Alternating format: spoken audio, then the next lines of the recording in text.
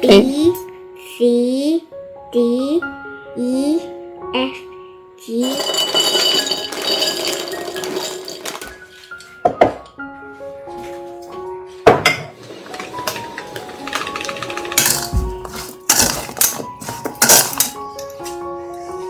Ho, ho, ho, look what I got.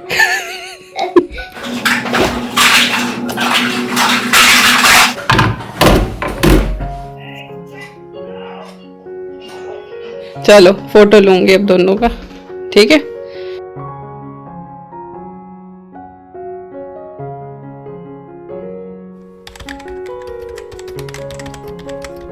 Hi everyone, नमस्कार, सलाम, सत श्री अकाल। Welcome back to Deep's all in one channel. आशा करती हूँ कि आप सब लोग बिल्कुल ठीक ठाक होंगे। लास्ट वीकेंड की ये वीडियो है और मुझे वेंसडे को ये अपलोड करनी थी, लेकिन ये पूरा ही हफ्ता इतना बिजी गया कि मैं वॉइस ओवर कर ही नहीं पाई। बट खैर, देर आए दुरुस्त आए, आज मैं आपके लिए ये वीडियो लेकर आई हूँ। तो कुछ दोपहर का टाइम है, मेरे ख्याल से 2:30-3 बजे होंगे और इसी टाइम पे हमारी शाम वाली चाय बन रही है। वीकेंड पे यूजुअली हम लोग ब्रंच करते हैं और फिर अर्ली डिनर हमारा हो जाता है, तो वही कि 11 बजे तक हम लोग खा लेते हैं सुबह में, और उसके बाद फिर वही 2:30-3 बजे जो है वो चाय का मन करने लगता है। तो अब वही काम यहाँ पे हो रहा है। चाय मैंने बनने के लिए रखी है, साथ ही आज मैंने ना सरसों का तेल पकाया था, क्योंकि कुकिंग में मैं यही यूज़ करती हूँ और रॉ यूज़ करते नहीं हैं हम, तो पका के ही रख लेती हूँ। नहीं तो फिर हर बार जब भी कुकिंग करो ना तो फिर उसको स्मोकिंग हॉट करना पड़ता है, तो फिर वो टाइम भी लगता है। फिर उसको थोड़ा ठंडा करो, क्योंकि बहुत गरम गरम में अगर आप तड़के की चीज़ें डाल दे तो फिर वो जल जाती हैं। तो मैं एक बार ही बल्क में इसको पका के रख लेती हूँ और फिर अपना नॉर्मल कुकिंग में, जैसे हम नॉर्मल पहले रिफाइंड ऑयल यूज़ करते थे, बिल्कुल ऐसे ही यूज़ करते हैं।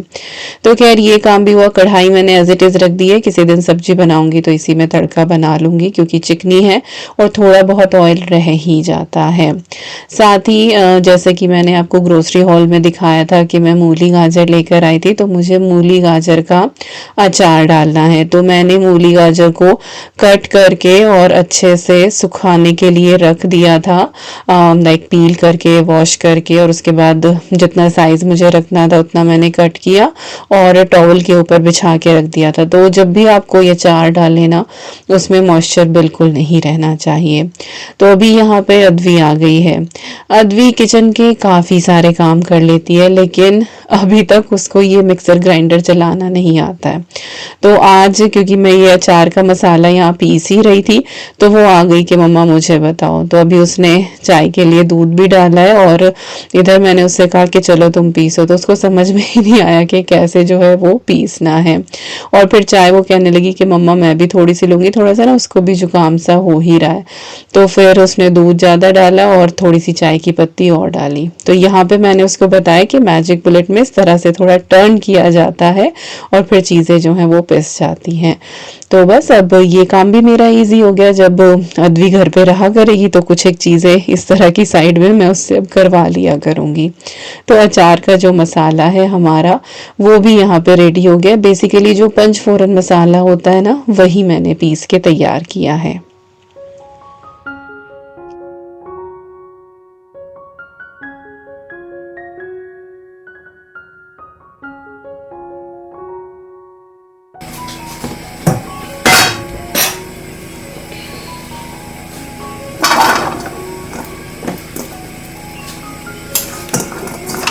तो यहाँ पे मूली गाजर हमारी बिल्कुल अच्छे से तैयार हो गई हैं अचार डलने के लिए। अभी यहाँ पे मैंने छोटा सा फ्राई पैन चढ़ाया और इसमें मैं सरसों का तेल डाल रही हूँ। ये कच्चे वाला है, ये वो नहीं है जो कि मैंने पका के रखा है। और कुछ 2-2.5 टेबल स्पून के करीब ही मैंने लिया है। इसको पकाना नहीं है, बस हल्का सा गर्म ही करना है। इसके बाद मैंने टेस्ट के हिसाब से नमक ऐड कर दिया है, जितना अचार में मुझे डालना था। और इसके बाद मैंने हल्दी डाली डाली है इसमें आधा पौना चम्मच के करीब, और साथ ही इतनी ही मैंने इसमें कश्मीरी रेड चिली डाली है।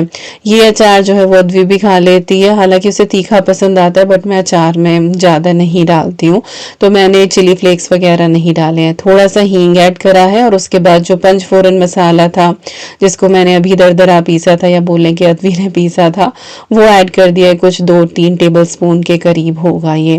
पंचफोरन मसाले में जो है आपकी कलौंजी होती है, मेथी, जीरा, सौंफ और राई, ये अचारी मसाला ही होता है।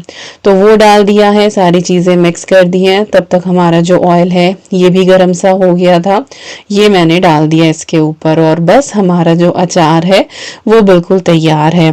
मैं बहुत कम ऑयल के साथ ये अचार बनाती हूँ, और थोड़ी ही क्वांटिटी में बनाती हूँ। बहुत पसंद किया जाता है मेरे घर में, सच बताऊँ तो सब्जी की तरह खाया जाता है ये। कई बार तो मुझे हर हफ्ते ऐसा हो जाता है सर्दियों में कि हर हफ्ते ही मैं ये अचार बना रही होती हूँ, बट ये है कि हाँ 2 हफ्ते तो एटलीस्ट ये चल ही जाता है। तो ये बाहर भी बिल्कुल सही रह जाता है, और आप चाहें तो इसको फ्रिज में भी रख सकते हैं। और बस इसको प्रिजर्व करने के लिए एज अ प्रिजर्वेटिव मैं थोड़ा सा विनेगर यूज़ कर रही हूँ। ये वाइट विनेगर जो नॉर्मल हम कुकिंग में यूज़ करते हैं वही वाला है। 3 चम्मच के करीब मैंने डाला है, इससे थोड़ी सी ना खटास भी ऐड हो जाती है। बाकी इस अचार में आप चाहें ना तो अदरक की भी स्लाइसेस ऐड कर सकते हैं, लंबी कटी हुई हरी मिर्चें भी डाल सकते हैं, तो जो भी आपका मन करे। मैंने इस बार प्लेन मूली गाजर का ही बनाया, कभी कभी मैं गोभी, मटर, ये सारी चीज़ डाल के भी बनाती हूँ। और बस इसके बाद आप इसको एक ग्लास जार में भर दें। आपका जार जो है वो अच्छे से क्लीन होना चाहिए, कोई मॉइस्चर नहीं होना चाहिए। और इसके बाद अगर धूप निकल रही है आपके यहाँ तो 1-2 दिन जो है इसको धूप के सामने रख दें। अदरवाइज हमारी तरह बस ऐसे ही काउंटर टॉप पे 2-3 दिन के लिए छोड़ दें, और उसके बाद फिर मैं इसको फ्रिज में रख देती हूँ। हमें ठंडा ठंडा ही वाला अचार ज़्यादा पसंद आता है।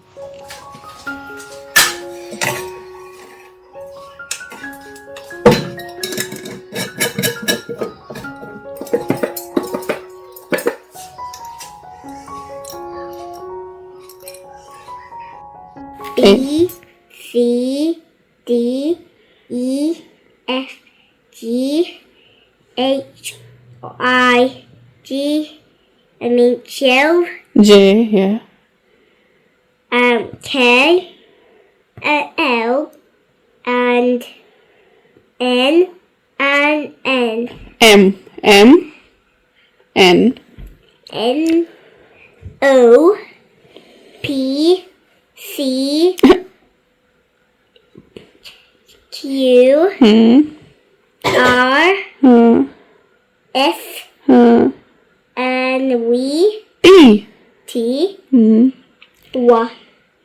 W U U U V V W X Y Z. What do you do that? Okay, do numbers now. Equals is number equals 4. First we do 0, 0, 1, and 2 yeah, equals 3. yeah.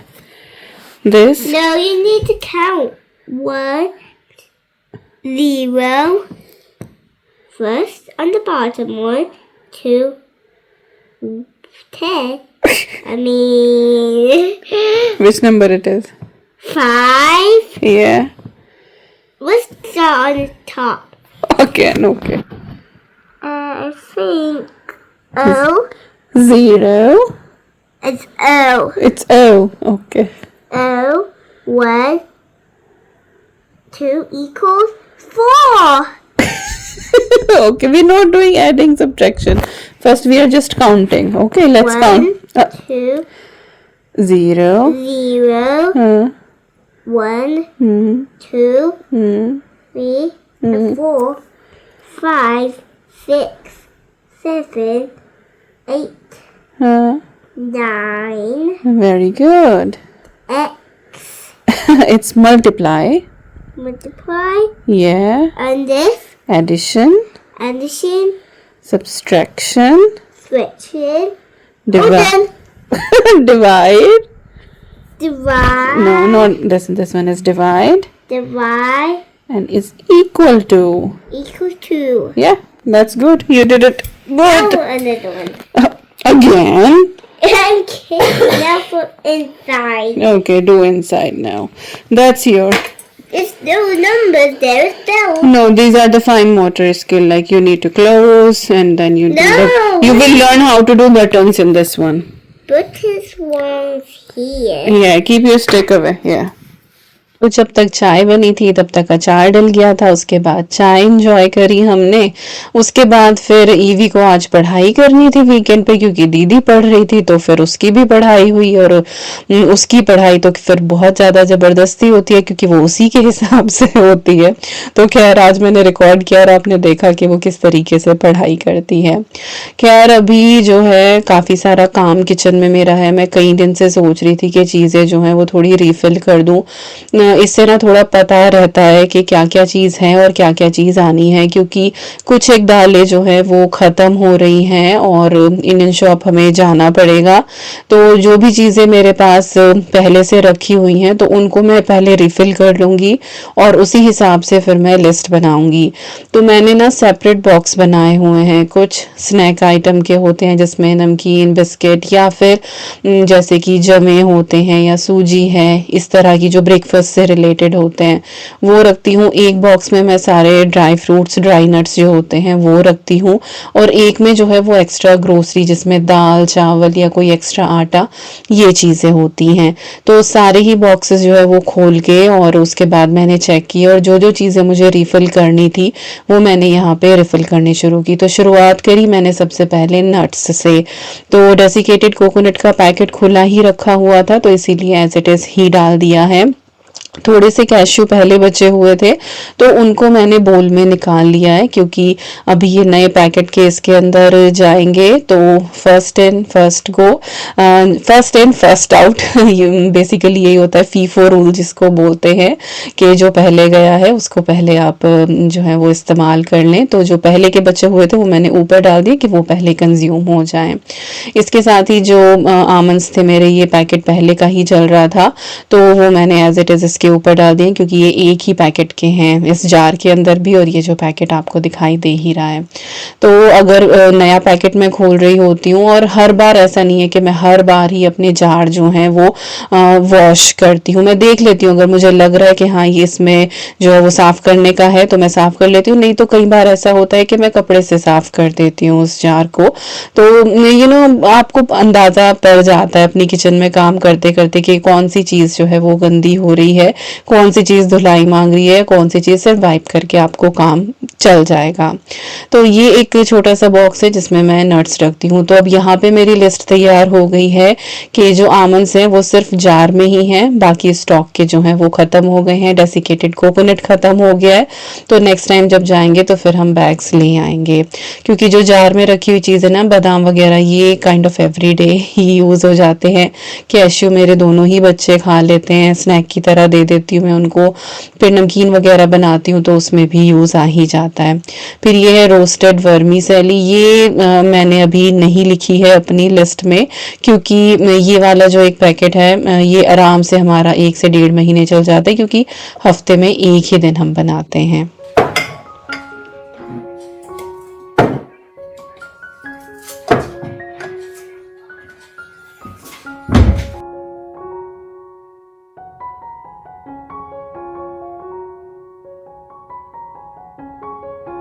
तो चलिए अब बाकी की चीज़ें भी रिफ़िल कर लेते हैं। और ये पार्ट मैं मोस्टली इसीलिए रिकॉर्ड करती हूँ क्योंकि आप में से बहुत सारे लोगों को ना ये पेंट्री रीस्टॉक बहुत पसंद आता है। हम ये सारे काम अपने घर में डेली ही करते हैं, ऐसा नहीं कि ये कुछ नया काम है या मैं कुछ डिफरेंट तरीके से करती हूँ। लेकिन कई बार किसी को देख के ना हमें थोड़ा सा मोटिवेशन मिल जाता है, और कई बार जानते हुए भी हम कुछ चीज़ें ना भूल जाते हैं। जो हम करते करते रहते हैं, लेकिन उसके एक टाइम के बाद ना हम भूल जाते हैं। किसी और को करता देख के ना तो हमें वो चीज़ें रिमाइंड हो जाती है कि अच्छा ये तो हम भी किया करते थे, तो हमें भी करना चाहिए। तो इस तरह से एक दूसरे की देखा देखी ना काम करने का मन कर जाता है। तो अब यहाँ पे जो है वो छोले भी मेरे पास थोड़े से बचे हुए थे, अभी नया पैकेट खुलना था तो वो भी मैंने अलग निकाले और फिर नया पैकेट जो है वो खोला। थोड़ी सी जो है ये मूंग की दाल बची हुई थी और तो मैंने इसको एक अलग जार में निकाला। मुझे लगा और भी कुछ एक दाल के मेरे पास यहाँ पैकेट निकलेंगे तो मैं रिफिल करूंगी तो मिक्स दाल बना लूंगी। लेकिन फिर जब मैंने चारों तरफ देखा तो लिटरली और कोई दाल का पैकेट ऐसा सच था नहीं मेरे पास। तो जितनी फिलहाल मेरे जार में हैं दालें वही हैं, तो ऑलमोस्ट सारी ही मुझे लेकर आनी है। कुछ जो है वो ठीक क्वांटिटी में है तो इसीलिए कुछ आएंगी और कुछ नहीं आएंगी। फिर ऐसा भी होता है ना सर्दियों में कुछ एक दालें खाने का मन नहीं करता, हालांकि यहाँ 12 महीने ही जो है वो ठंड होती है, पर फिर भी वो है एक सीजन के हिसाब से कि अब जैसे ठंडी आ रही है तो साबुत मसूर नहीं बनेगी क्योंकि उसकी तासीर ठंडी होती है, लेकिन जो धुली हुई मसूर की दाल है वो इन दिनों काफी बनती है क्योंकि उसकी तासीर गर्म हो जाती है। तो देख लो छिलका उतरने से ही जो है वो इतना काम तासीर बदल जाती है दालों की। तो खैर दालें मैंने रिफिल करी, उसके बाद बेसन भी थोड़ा सा खत्म हो रहा था तो बेसन भी मैंने यहाँ पे डाला। और हमेशा बेसन का जो है मुझे ये डस्ट लगती है, डस्ट ही बोलूंगी, ये उड़ता है ना बहुत फाइन होता है तो ये हमेशा चढ़ता ही है। और मुझे फिर 4-5 छींके तो बहुत आराम से आती ही हैं। तो हर बार सोचती हूँ कि इस बार जब बेसन करूँगी ना तो मास्क लगा लूँगी, पर फिर भूल ही जाती हूँ। और बस इसके बाद मैंने जो है इस जार को बाहर से अच्छे से क्लीन कर दिया है क्योंकि ये उड़ता है और फिर ये चिपकता भी है सारे जार के ऊपर। तो यस यहाँ पे ऑलमोस्ट रीफिलिंग का काम हो गया है, कुछ एक चीज़ें जो हैं बस यहाँ पे बाकी बची हैं।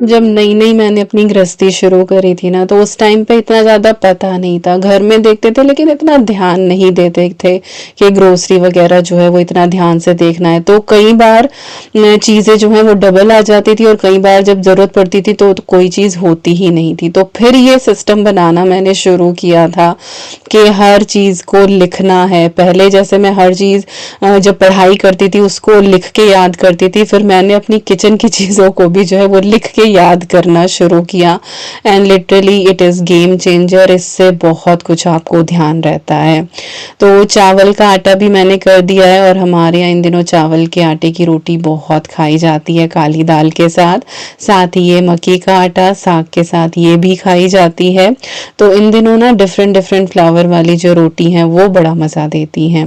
तो बस यहाँ पे मैं अपनी ये दाल वगैरह रखती हूँ, दाल के कंटेनर होते हैं। तो वैसे तो मैंने दिवाली के टाइम पे पूरी पेंट्री से सारे जार निकाल के सब कुछ अच्छे से क्लीन किया ही था, लेकिन फिर भी कई बार थोड़ी बहुत कुछ चीज़ें गिर ही जाती हैं। तो अभी सब कुछ निकाला नहीं है, लेकिन हाँ फिर भी हटा हटा के ऑलमोस्ट पूरी ही शेल्फ जो है वो मैंने क्लीन कर दी है। और जो स्नैक के आइटम होते हैं ना, जैसे कि सूजी हो गया, बेसन हो गया या फिर जमे हो गए, ये मैं एक तरफ रखती हूँ। होल दाल जो होती है, होल वैसे दाल नहीं होती है, होल होल ही होता है, दली हुई जो चीज़ होती है उसको दाल बोला जाता है। तो दालें एक तरफ रखती हूँ और साबुत एक तरफ रखती हूँ, जैसे कि छोले, राजमा, ये सारी चीज़ें। तो इस तरह से थोड़ा सा सिस्टम मैंने अपना बनाया हुआ है। सो फाइनली हमारा जो है वो रीस्टॉकिंग का काम यहाँ पे डन हो गया है और भरी भरी जो किचन है ना वो बहुत ही अच्छी लगती है। इसके बाद ये एक छोटा सा बॉक्स है जिसके अंदर मैं डिफरेंट तरह के आटे रखती हूँ। पहले मैं मिक्स करके रखा करती थी, लेकिन अब मैं मिक्स नहीं करती हूँ। जो भी मुझे बनाना होता है वो मैं सेपरेट ही बनाती हूँ, मल्टीग्रेन बना के नहीं रखती हूँ। तो अभी जैसे चावल का आटा थोड़ा सा बचा था तो वो मैंने इसके अंदर रख दिया है और साथ ही जो है थोड़ा सा मक्की का आटा भी बचा था तो वो पैकेट भी इसके अंदर। तो ये एक अलग से बॉक्स हो गया हमारा कि इसमें सिर्फ आटे ही आटे हैं।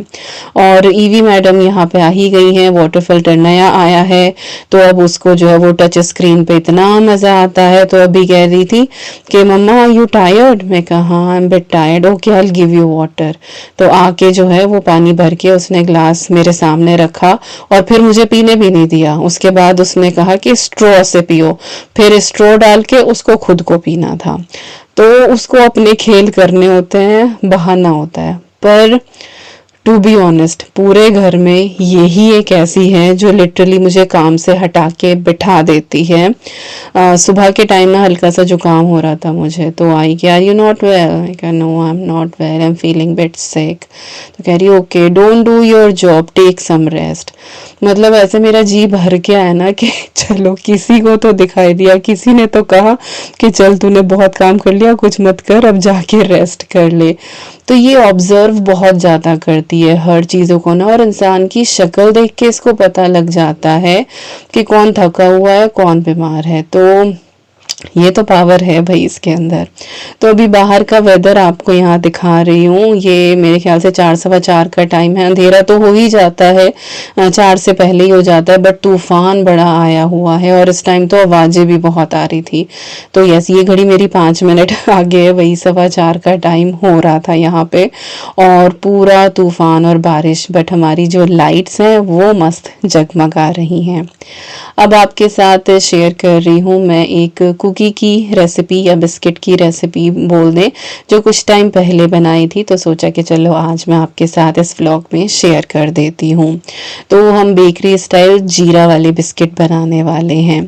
तो इसके लिए मैंने यहाँ पे 1/2 कप से थोड़ा सा कम मेल्टेड बटर लिया है, और ये ना सॉल्टेड बटर है। इसके बाद मैंने इसमें 1/4 कप शुगर का ऐड करा है, वाइट ब्राउन जो भी चाहें आप वो ले सकते हैं। और अगर मीठा बहुत ज़्यादा खाते हैं आप, ये ना बिल्कुल माइल्ड सी बनेगी 1/4 कप से, लेकिन आप अगर थोड़ा ज़्यादा मीठा खाते हैं तो 1/3 कप तक आप इसमें शुगर ऐड कर सकते हैं।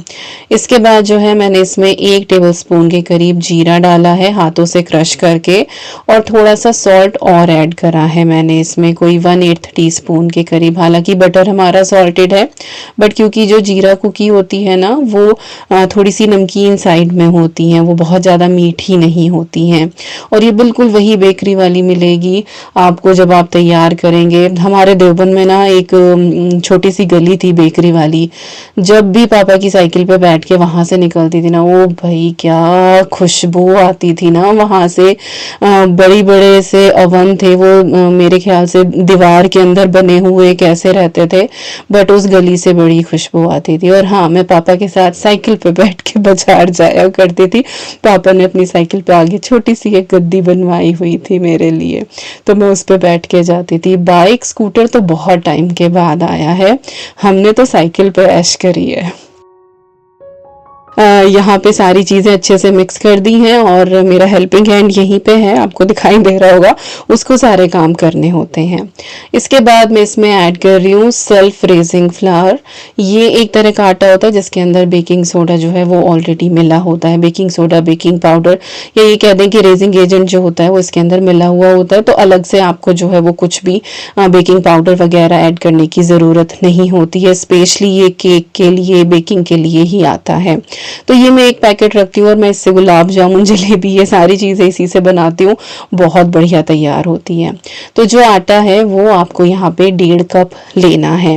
सेल्फ राइजिंग फ्लावर मिल जाए तो फिर तो कुछ और मेजरमेंट चाहिए ही नहीं, बस आपको 1.5 कप ही ऐड कर देना है। नहीं है तो 1.5 कप आप गेहूं का आटा या मैदा जो भी लेना चाहें आप वो ऐड कर दें इसके अंदर, और साथ में 1/2 टीस्पून आप इसके अंदर बेकिंग पाउडर ऐड कर दें। इसके बाद अपने हाथों से आप इसको अच्छे से मिक्स करें, क्रम्बली सा ये हो जाएगा।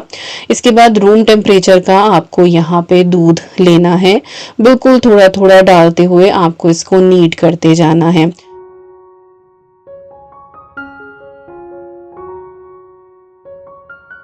कुछ आपके जो हाथ की हीट है उससे भी चीनी थोड़ी सी मेल्ट होगी। तो एकदम से जो है वो बहुत ज़्यादा ना आप डालें, थोड़ा थोड़ा करके डालें और इस तरीके से बिल्कुल सॉफ्ट सा आपको यहाँ पे ये डो बना के तैयार करना है। अब आपके ऊपर है कि आप इसको कैसी शेप देना चाहें, आप इसको राउंड बनाएं या फिर आप इसका ब्लॉक बनाएं, जो भी आपका मन करे।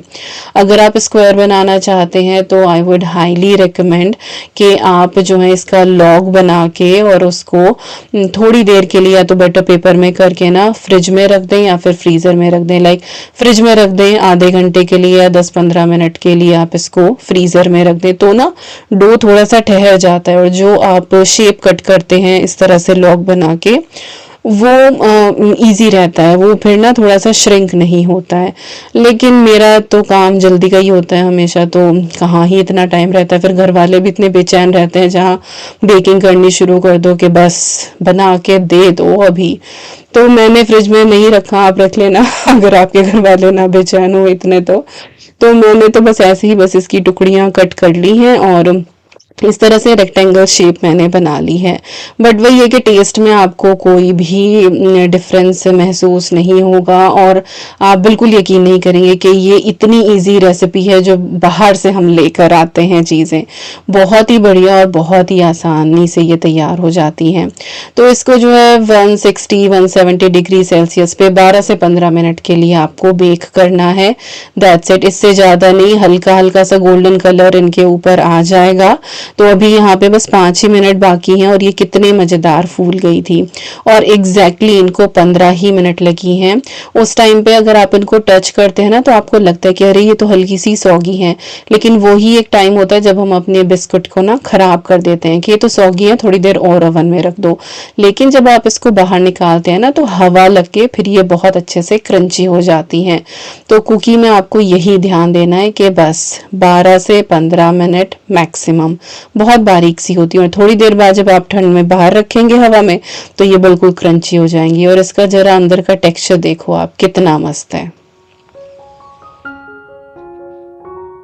Ho, ho, ho, look what I got. What is this? Who want this? I want this one. And who want this one? Didi. Really?